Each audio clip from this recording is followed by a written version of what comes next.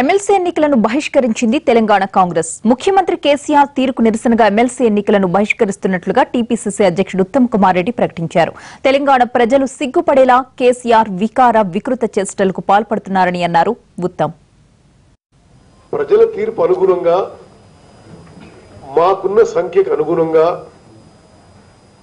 19 మంది కాంగ్రెస్ ఎమ్మెల్యేలు, 2 టీడీపీ ఎమ్మెల్యేలకు స్ట్రెంత్ అనుగుణంగా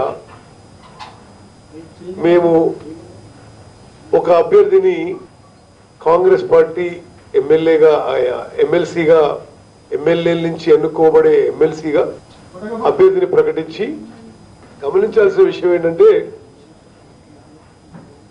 శాసనసభలో సంఖ్యాపరంగా టిఆర్ఎస్ ఎంఐఎం కలిస్తే వాళ్ళకి 4, కాంగ్రెస్ పార్టీకి ఒక ఎమ్మెల్సీ ఎన్నుకోబడ్డ అవకాశం. చాలా దురదృష్టకరం. తెలంగాణ రాష్ట్ర రాజకీయాలనే, తెలంగాణ ప్రజా జీవితంలో ఉన్న అందరూ కూడా సిగ్గుతో తలవంచుకునే విధంగా ఎమ్మెల్సీ ఎన్నికలు ప్రకటించబడంగానే కేసీఆర్ గారు, అధికార పార్టీ వాళ్ళు చాలా వికృతమైన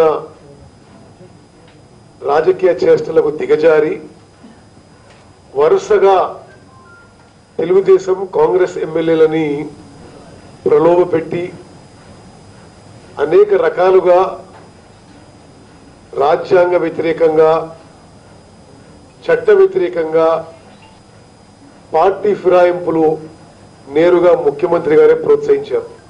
రాజ్యాంగంపై ప్రమాణం చేసి ముఖ్యమంత్రి పదవిని అలంకరించిన కేసీఆర్ గారు ఆ రాజ్యాంగాన్నే ఉల్లంఘించి బ్రేజన్ గా బరిదగించి ఎన్ని అక్రమ మార్గాలు ఉంటే అన్ని అక్రమ మార్గాలు అవలంబించి తెలుగుదేశం, కాంగ్రెస్ పార్టీ ఎమ్మెల్యేలని టిఆర్ఎస్ లో చేర్చుకోవడం కార్యక్రమం మొదలుపెట్టారు.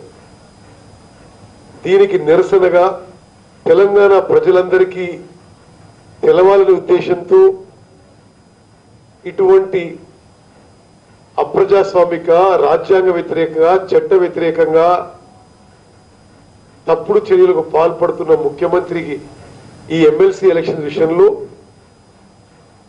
కాంగ్రెస్ పార్టీ ఈ ఎమ్మెల్సీ ఎలక్షన్స్ ని బాయ్కాట్ చేస్తున్నాము, బహిష్కరిస్తున్నాం అని చెప్పి మీకు మనవి చేస్తున్నాం. పెద్దల సభకి ఎంతో సార్థకత ఉండాలి. శాసనసభలో కంటే ఉన్నత స్థాయిలో చర్చ జరగాలి. అటువంటి శాసన మండలిలో పదే నేరుగా ముఖ్యమంత్రి ఇంటర్వ్యూనై